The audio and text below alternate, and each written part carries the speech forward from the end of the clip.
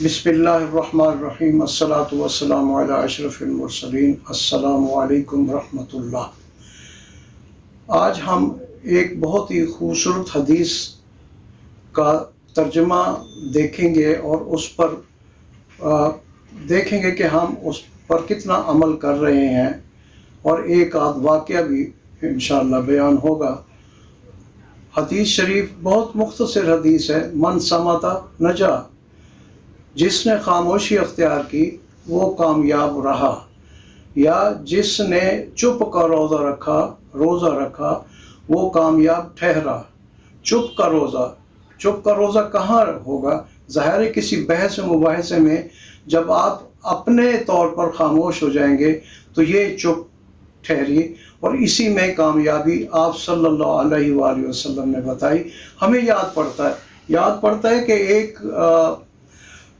گھر میں روز کا معمول تھا کہ جھگڑا شروع ہو جاتا، کسی نہ کسی بات پر جھگڑا ہوتا، اور میاں بیوی آپس میں جو ہے وہ بات بڑھتے بڑھتے کہیں سے کہیں پہنچ جاتی اور کنٹرول میں نہ رہتی، اور اسی طرح وقت گزرتا گیا تو بہت ہی جو گھر کے حالات عجیب سے ہو رہے تھے۔ ایک دن خاتون خانہ کے ذہن میں یہ بات آئی کہ پتہ نہیں کیا بات ہے کہ یہ جھگڑا ختم ہونے کا نام ہی نہیں لیتا، خواہ مخواہ جو ہے وہ بات بڑھتی ہی جا رہی ہے۔ تو اس نے سن رکھا تھا ایک شیخ کے متعلق، ایک مصلح کے متعلق، ان کے پاس وہ بھاگ کے دوڑی پہنچی۔ ان کے پاس پہنچتے ہی عرض کی کہ میں اس طرح ہمارے گھر میں جو جھگڑا رہتا ہے میاں بیوی کے درمیان، اور میں آپ سے تعویذ لینے آئی ہوں۔ تو وہ شیخ نے فرمایا، حضرت نے فرمایا کہ میں تو بندہ ہوں فقہ کا، آپ نے کوئی مسئلہ پوچھنا ہے، کوئی فتویٰ لینا ہے، کوئی کچھ کرنا ہے تو میں آپ کی رہنمائی کر دیتا ہوں، لکھ دیتا ہوں۔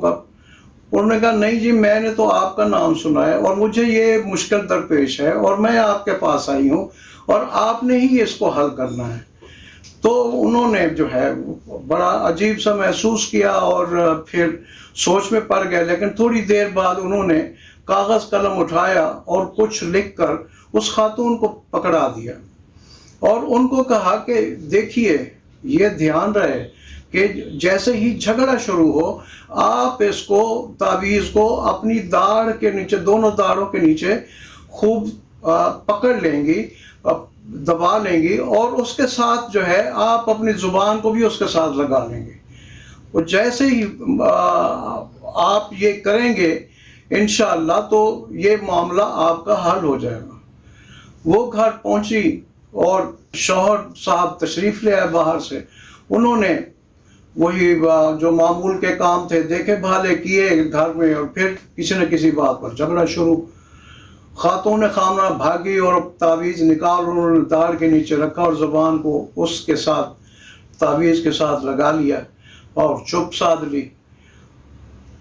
شوہر نے دیکھا کہ بیوی جواب نہیں دے رہی، ایک بات کی، دوسری کی، تیسری کی،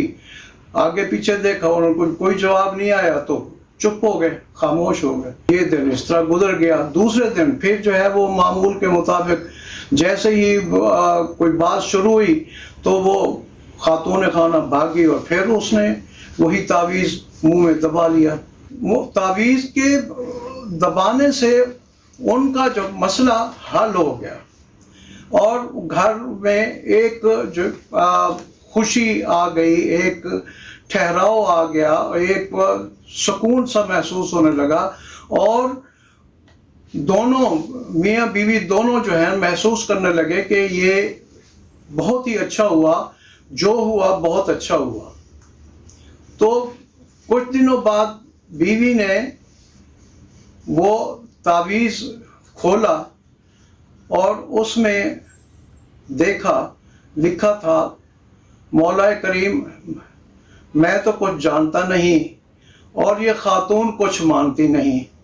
بس تو ہی بھرم رکھنے والا ہے۔ اور یہ بات کہہ کے انہوں نے وہ تعویذ بند کر کے اس کو جو دیا تھا اس نے پڑھا تو اسے عجیب لگا، لیکن اس گھر کے مسائل حل ہوئے، اور آپ صلی اللہ علیہ وسلم کی حدیث شریف کا جو لب لباب تھا وہ خاموشی، ایسے ہی خاموشی ہم مختلف جگہوں پر جب بحث مباحثے میں پڑھیں تو اختیار کریں تو انشاءاللہ العزیز ہمارے مسائل بھی حل ہوں گے۔ وما علینا الا البلاغ۔